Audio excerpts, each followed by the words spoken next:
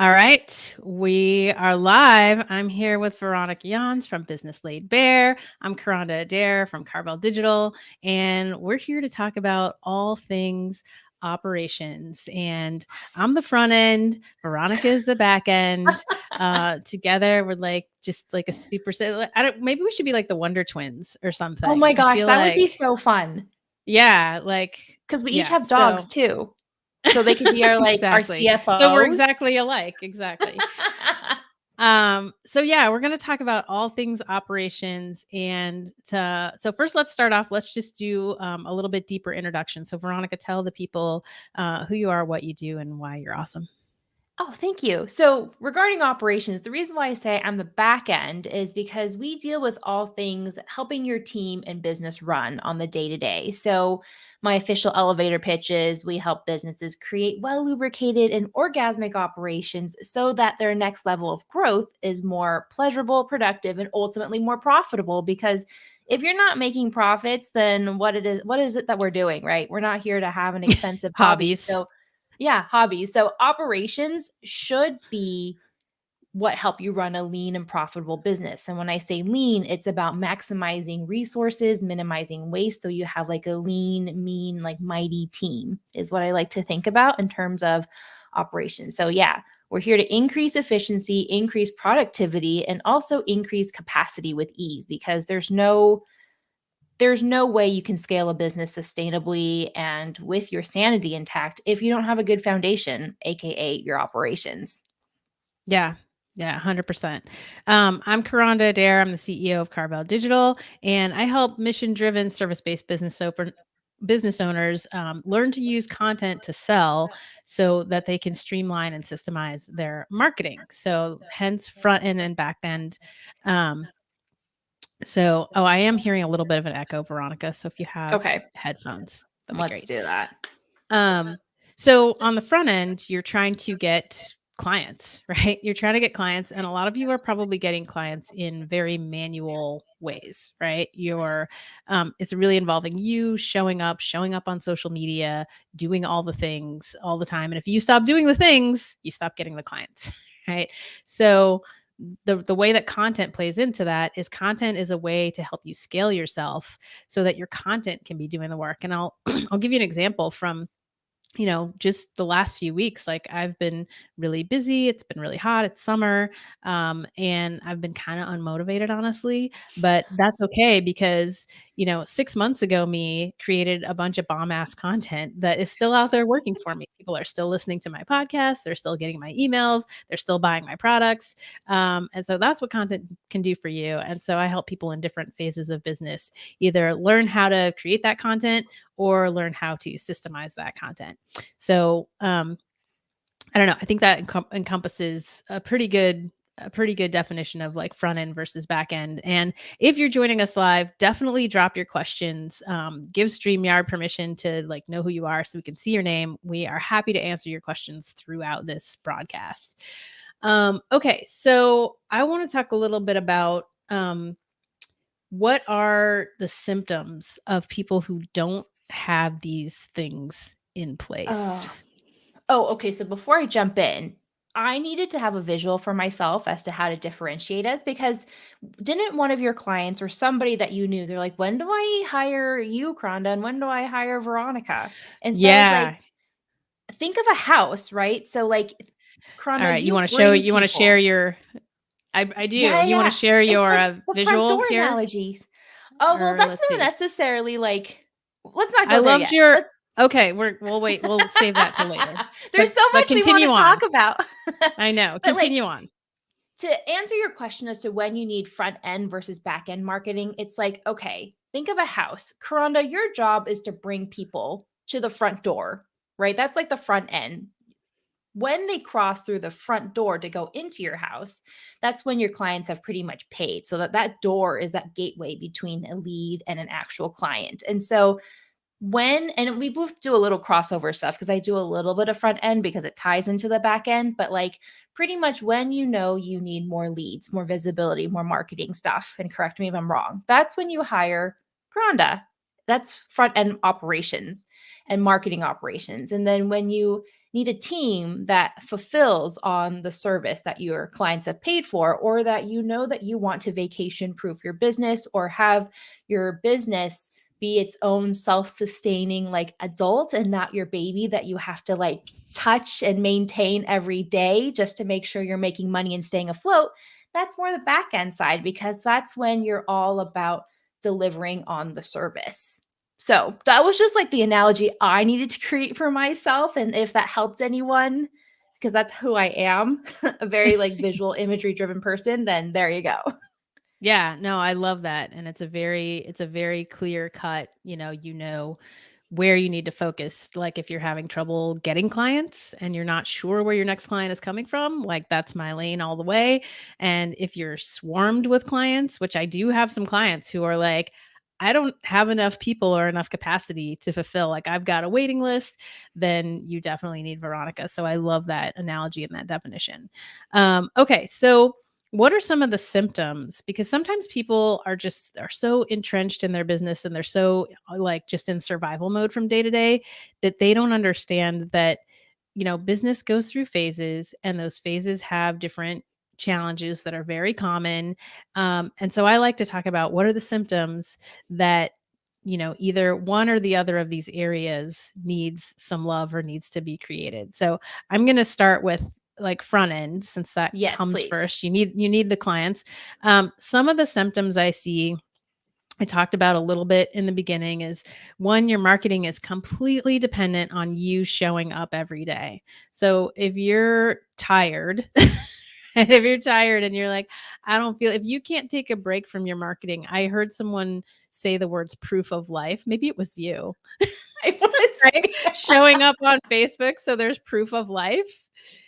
Um, if that's you, and if you walk away from Facebook or Instagram or TikTok or whatever your jam is, and then like people are going to forget about you, that's a good sign that it's time to start systemizing. Another sign is if your marketing is working, right? Here's the thing. A lot of people come to me, or I see a lot of people in Facebook groups saying like, what's the best tool to automate this? Or they have a business idea and they go straight to, I want to build this system and I want to automate. And I love to say, if you automate crap, then you just have automated crap. So the first step is things are actually working. Things are actually working, but they just requires you to make them work. If that is where you're at, then that's a great place to say, yep, it's time to start systemizing these things and figure out how can they work without you or with much, much less effort from you. So what are some of the symptoms on the back end? Yeah, for me, a lot of things I hear from my clients are it's really hard to do the day to day work. I am getting more money, but yet I feel like I have to work so much harder just to sustain everything. And just because I hire a team doesn't mean that the problems go away. So, on my end, when there is no consistency, when there is no rinse and repeat systematization, oh my goodness, I can't speak today, It's a or hard there word. is no I know, and there is no predictability. That's when you know that your back end operation needs work, because you have to be able to be a well-oiled machine. Like think about like your heart or the engine of a car. It's like there are components inside that run in a well-oiled way, in a well predictable way, so that you're not constantly having to like manually pump your heart in order to like climb Kilimanjaro, go on a vacation, right? Like if you constantly had to worry about if your heart was pumping, aka if your operations were running on its own, that quality of life, that quality of business would never be there. So the symptoms that I hear are that my clients are the bottleneck. They're stuck in the day-to-day weeds. They cannot be the CEO or be the subject matter expert that they want to be in, because they hired a team, and then when they delegate work, they're like, "Oh, I don't know if I trust them, and so I probably have to redo their work over and over again." And so it's about that lack of productivity, lack of efficiency, and just everything is like chafing. There's no relief in sight because there is no predictability and Yeah. standardization. Yeah. So before we go into the next topic, I want to say if you're watching live, like between the two of us, Veronica and I can streamline I would say two of the most important pillars of your business, right? Getting clients and serving clients. Like we're not cheap and you don't get us for free very often. So I'm encouraging you to post your questions if you're here live with us, because this is a really great opportunity. So, and we're happy to answer any questions while we're live. So, the next thing I want to talk about is we talked about the symptoms, right? Of how do you know like this is what you need, right? The next thing is how do you get started?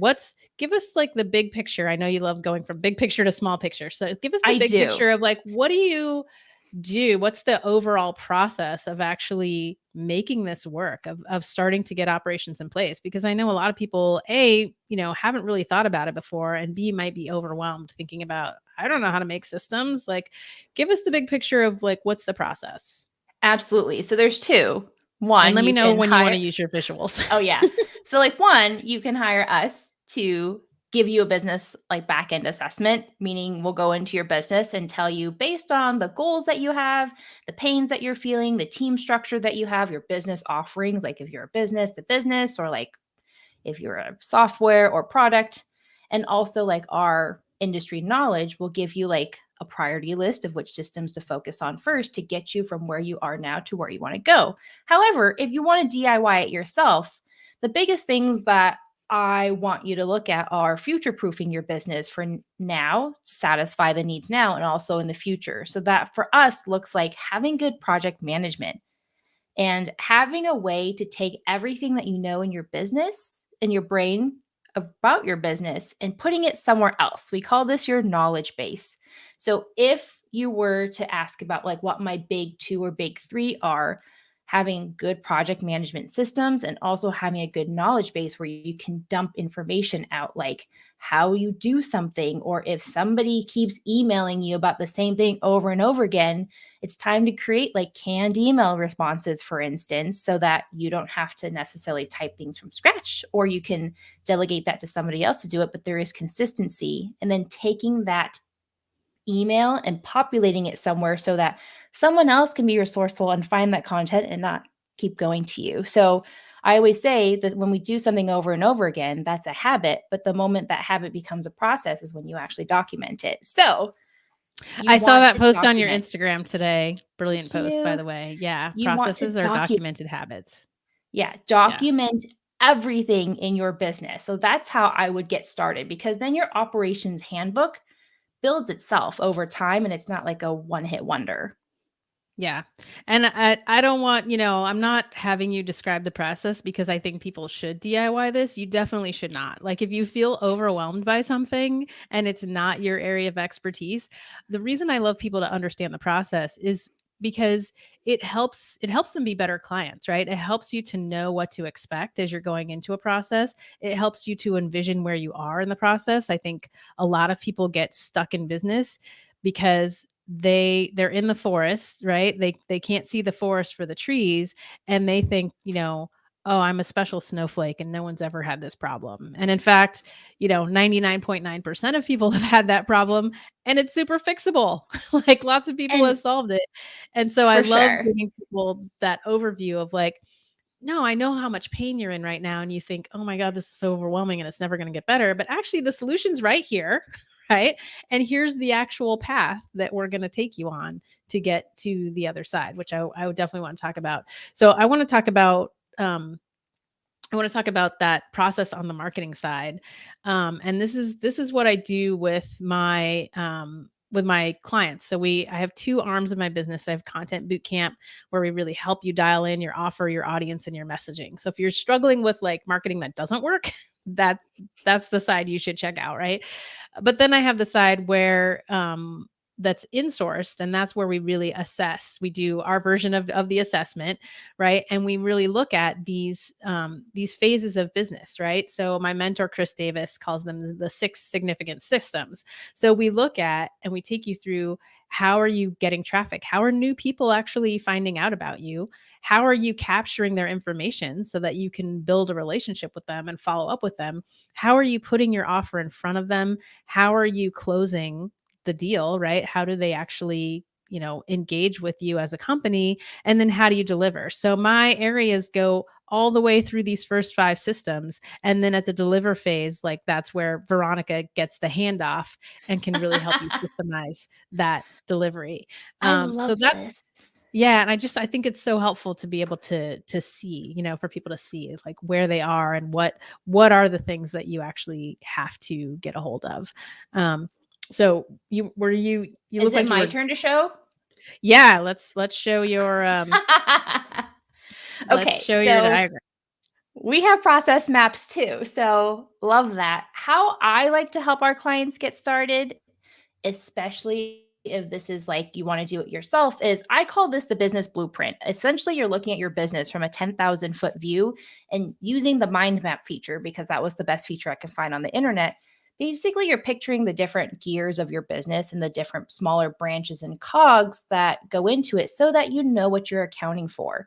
My goal is always to have as minimal amount of gears and cogs as possible because the simpler your business, the easier it is to grow and scale and create operations from. Like it's really easy to scale simplicity, but not so much bloat. So for me personally, like this is my business. I have a super simple business and I'm missing a branch here, which is like HR and like financial stuff. But essentially, I have one offer that I market. And then if you decide to go work with us after this main offer, then we can talk about that later. But I have one offer that I market and I have like one main method that I choose to produce content because I want to focus on my strengths. And then I want to make sure that I have the operations to support that. So if I have client work for each aspect, I have onboarding, offboarding, and then also finally the apps that support each. So if this is something that you're looking to DIY and figure out, it's like draw a mind map of your business.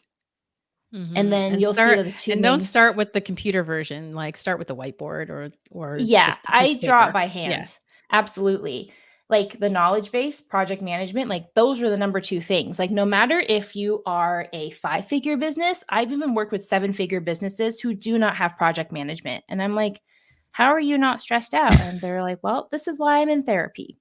Okay, point Right? taken. Thank you. It is So, amazing to me how far people can get in business without some of those foundational things in place, and you're just like, "Wow, how? but How?" this particular client was really good at sales, and that's all they knew how to do was to keep making more sales and keep making more sales, but it was not sustainable because they were not looking at a way to automate the front end nor automate the back end after the sales happened. So it was just a hot mess all around. And I quote, they said, if I was to get hit by a bus tomorrow, the business would crumble. So Yeah. that's I think stressful. that's a good that's a good question to ask yourself, right? If you got hit by a bus, what would happen to your business? And if the answer is like it would be gone tomorrow, then that's a good sign that you need systems. Absolutely. All right, we got a comment here. Someone says making digital ecosystem maps, much like you've shown here for clients. I don't want to continue working as an OBM though. I'd be curious what's on the horizon. Like if this person has like, do you know what you want to do instead, and have you figured out a path forward? I'm curious about that. Um, Marrying brand and digital ecosystem is what I want to do. Haven't solidified an offer. Okay. Awesome. I can't see your name, but I love a good pivot. So I have a whole podcast episode just about pivoting your business. So and pivoting, when you're pivoting, that involves changing your audience, changing your offer, changing your messaging. Those are all the things that I love to do. So whoever you are, if you need help with that, we're That gonna was me. let you know. I burned um, my business to the ground. Right. So it's like, if you need to pivot, we are here to give you that permission to for do it sure. now.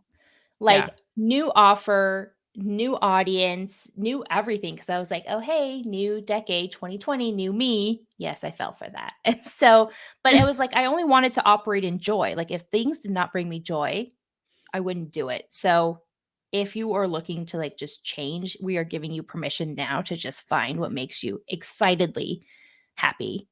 For sure. I did the exact same thing. I started as a web developer and I just got super burnout on, you know, delivering projects for people who really didn't understand how to market themselves online. And I just said, okay, I'm not going to do that anymore. And I'm going to actually just go into coaching and consulting and teaching people how to market themselves, and then they can worry about the technology. And in fact, when I did that, I operated content bootcamp for 9 months, and at that point people started coming back to me, and now they were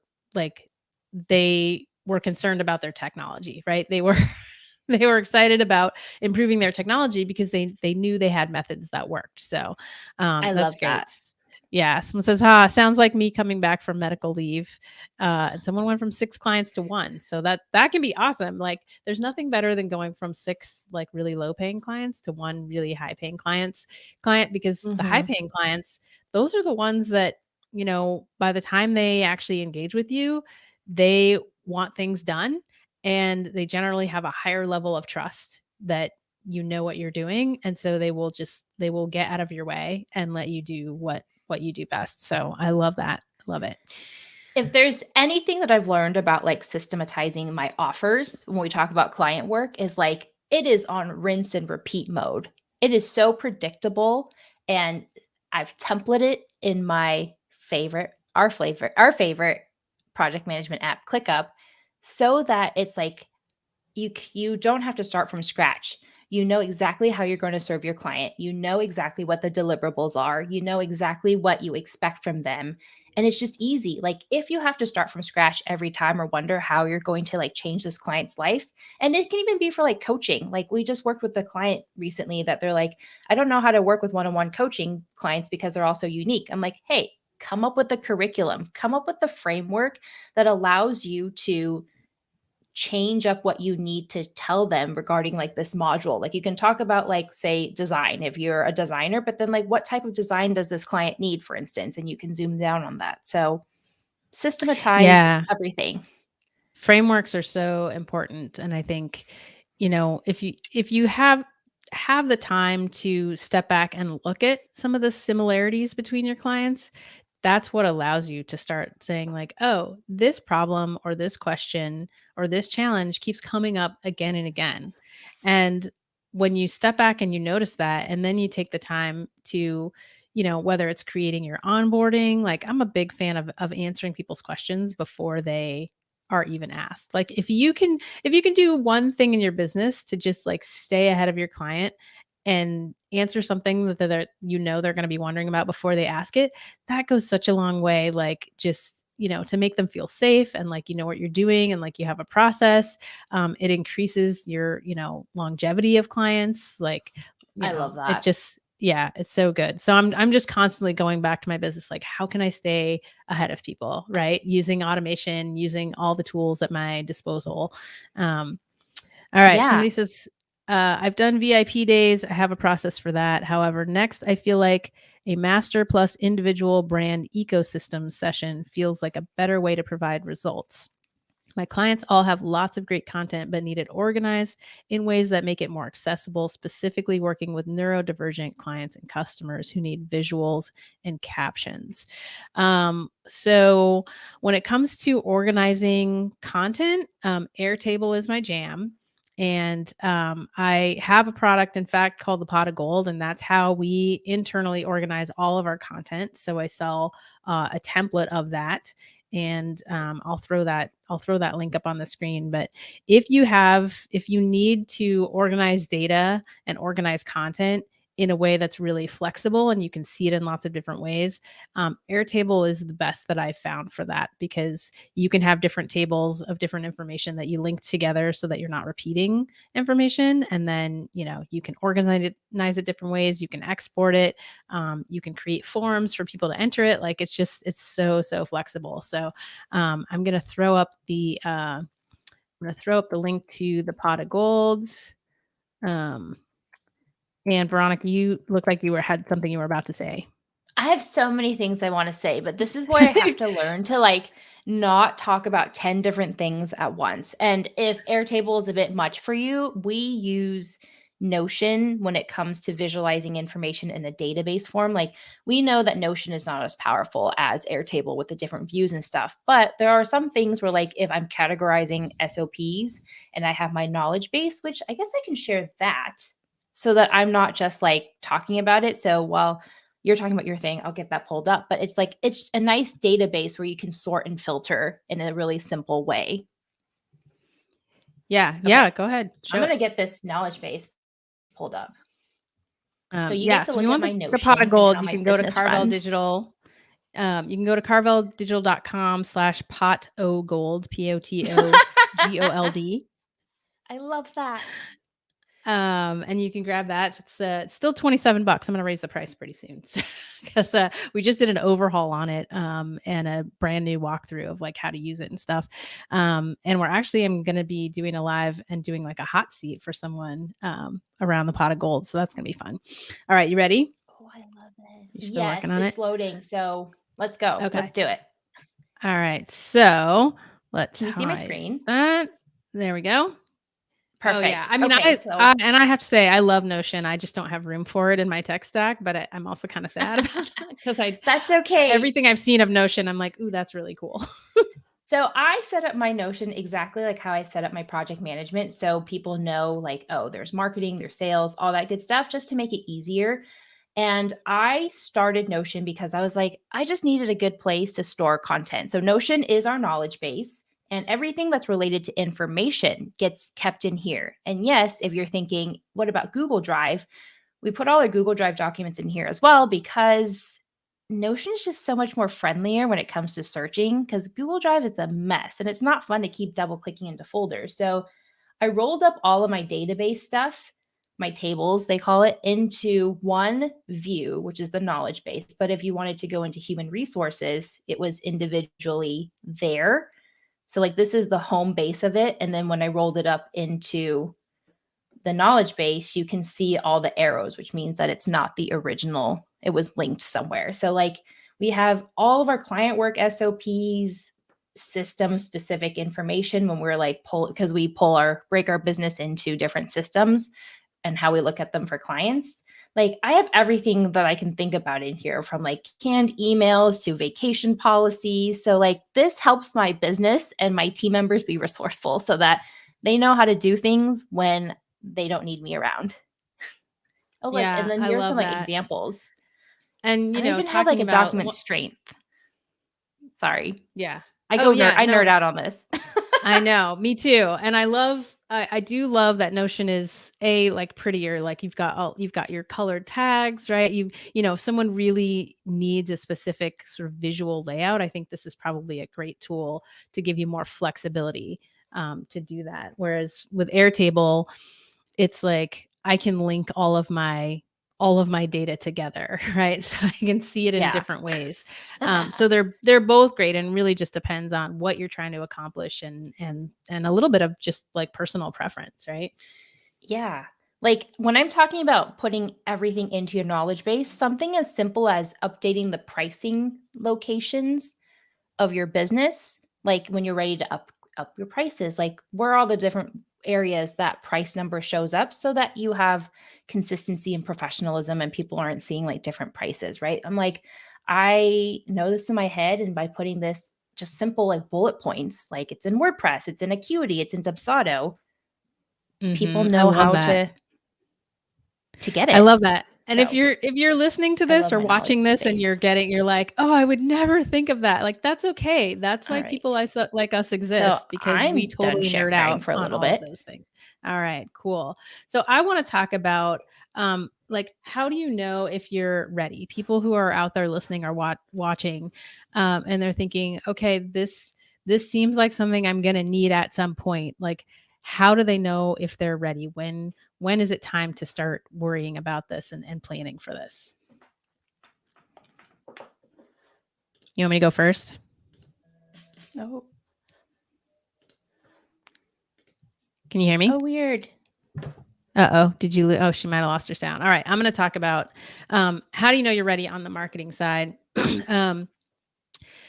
So I talked about kind of the two different phases, right? So there's the phase where you're trying to get your marketing to work, right? Where you're trying all these things, you're joining masterminds, you're asking questions in Facebook groups, and really the number one thing you can do to get your marketing working is to, one, have an offer that people want, and two, be consistent in your messaging, right? That's the number one thing. So how you know you're at the point where it's time to systemize is, again, things are starting to work, right? You have messaging that, if you get this messaging in front of the right audience, they're going to take action, and they're going to they're going to become your client, right? Or they're going to, your opt-ins are working, your email nurture sequence is working, and you have a proven recipe for marketing. That's a really good time. Let's see, Veronica's having trouble with her audio, so let's see. I'm back. Oh, good. I don't know what's Yay. Okay, I was happening. just gonna That was say, weird. go out and come back in. That's So if things are working, like that's that's the time when you need to start saying, okay, these things are working. How can I systemize this? And this is a great time actually for my show and tell. Like, what does that yay. actually look like when you have your marketing systemized? So I'm going to show you. This is our marketing engine map.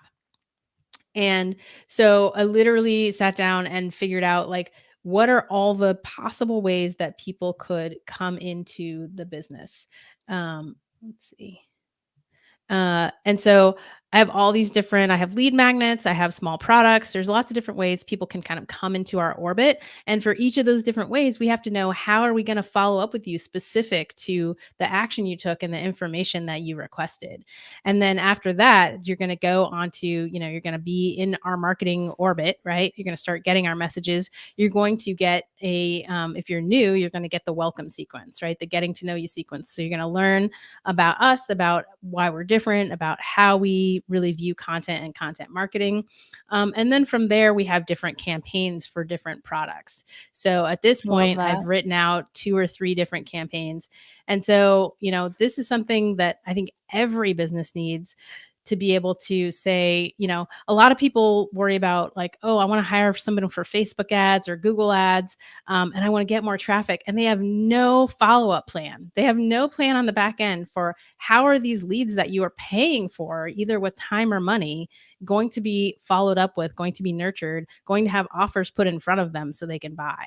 And it's totally backwards. And it's like you're pouring water into this giant leaky bucket.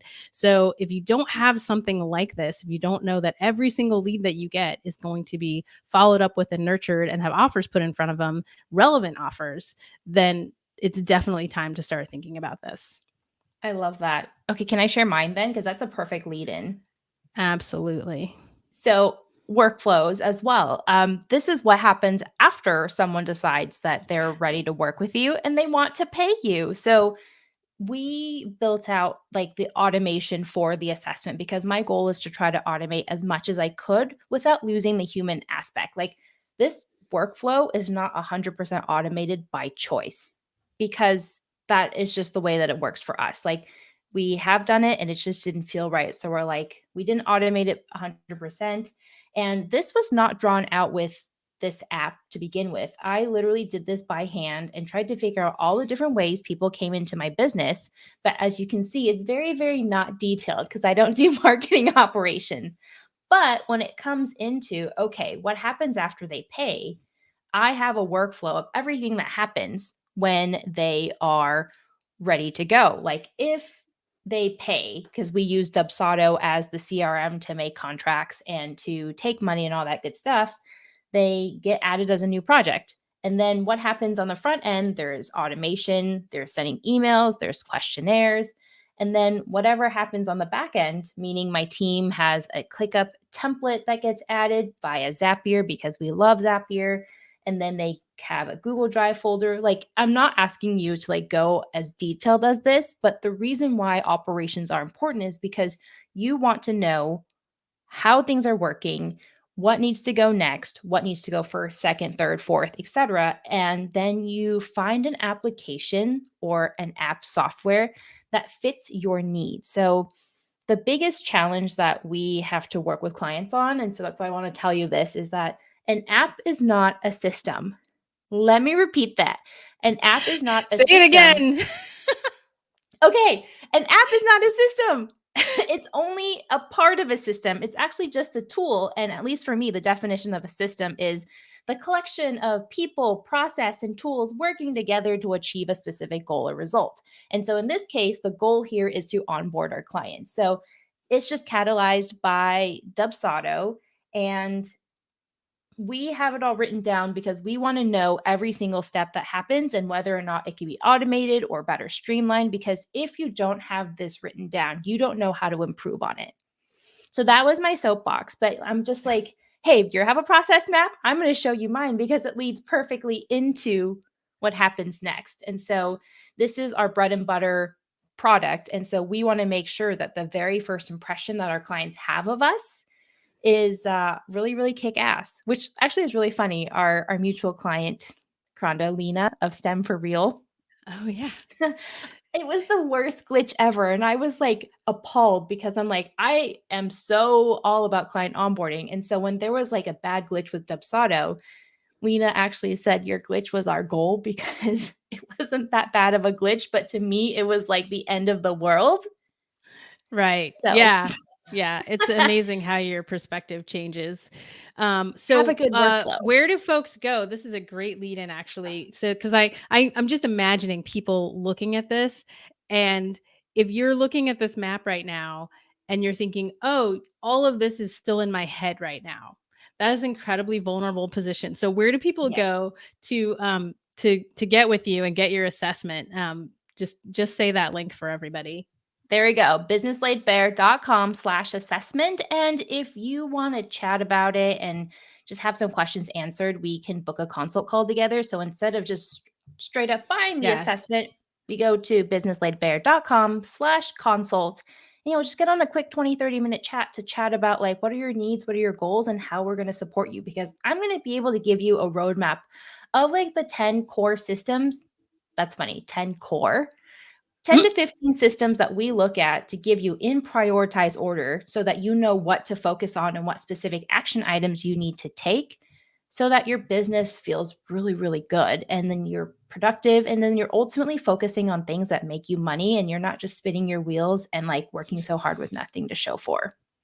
Yeah, yeah. There I we want to go. give a shout out to Noelia, who produces both of our Yes. podcasts, who's on live with us. So great to see her in here. So if you like our podcast, which do I have your podcast link? Let's throw that up. Yeah, it's the business So whip. say that. Oh, so good. So good. Let's see. I whip your business Did I put into great shape. do you have a link for your podcast? It is. It's www.thebusinesswhip.com. And it's pretty much all the stuff that we talk about now. It's like the tips, tricks, There we interviews, go. and mindset shifts on how to build a business and its operations in the most pleasurable, productive, and profitable way. I love alliterations. I know, right? Yeah, so go check out the Business Whip, and my podcast is Begin as You Mean to Go On. You can find it over at carveldigital.com/podcast. And so if you've been listening to this and either you're suffering on the marketing side or you're suffering on the operation side, definitely reach out and get help. Like it costs you nothing to have a conversation with either of us. For myself, if you're wanting to get help either on the marketing side and you're interested in boot camp, you can go to carveldigital.com/apply. You can tell me a little bit about your business. We can get on a call and talk about like where you're stuck and where you're trying to go. And if you're thinking about, I would say if you're at like 20 to 30K a month, but you don't have these marketing systems in place, that revenue is really coming from you doing all the work, then it's definitely time to talk about a marketing assessment. And, similar to Veronica, we go through those 6 systems that I talked about earlier, and we really look at what is happening at each step, where are the holes, and you get a comprehensive plan for fixing those holes, and a budget to do it. So both of those are available through either of us. And anything you want to say before we wrap up, Veronica? Yeah. So for me, I always come down to at the end of the day, operations is not about tech and automations. Like as you said No. earlier, if you have shit and you automate it, it's just going to be automated crap. So come at it from the perspective of if it's not orgasmic, don't settle because this has to feel good to you. Just because somebody who's making like a gazillion dollars that you look up to does it one way doesn't mean that it's the right way for you. So understand and honor how you work, how you visualize information, how you thrive, what your zone of genius is. And that's how you begin to create operations that are orgasmic, because when things feel natural, when things feel good, you're actually going to be excited to lean on it. Because I've had plenty of clients who are like, operations and systems are too rigid and all that, limiting mindset belief bullshit that we work through. So you can make your systems work for you if you choose to allow that to happen. So keep an eye out for what feels good and what doesn't. And that's where you begin your path to orgasmic operations. That is so beautiful, and I think that's the thing, that's the reason why people resist systems so much, is they think they are gonna have to just sort of pigeonhole themselves into this little box, and that's not the goal at all. The goal is to figure out, like, what is it that you're already doing that lights you up, and then just make it easier. Mm-hmm. Um, and the Ease. last thing I would say is, like, don't wait. If you feel like, oh, this is something, I might have to think about 3 months from now, like, then now's the time to take action, because these things take time. And there's a bunch of people that are out here, selling quick fixes. But when you have to go back and rebuild foundation and do it the right way, it takes time. It doesn't matter if it's on the marketing side or the operation side. And so the sooner you get started, the sooner you can start to experience relief. Yes. No more chafing for you, please. Because I already know I'm Right? already one step I closer love to a all mermaid your in real life. I love all your puns and double entendres. So great. All right. Well, I think that's a great note to wrap it up on. Yoko says, orgasmic lubricated, what feels good? I see a pattern here. Yeah. I am not I sorry. love it. I love it. All right. Well, thank you so much to those of you who joined us live and submitted your comments and questions. If you're catching us on the replay, give us a comment, #replay. Give us both a follow, a like hit us up and book a consult if you're needing some help with your marketing or your operations. And we'll see you on the flip side. Thanks for joining. Bye.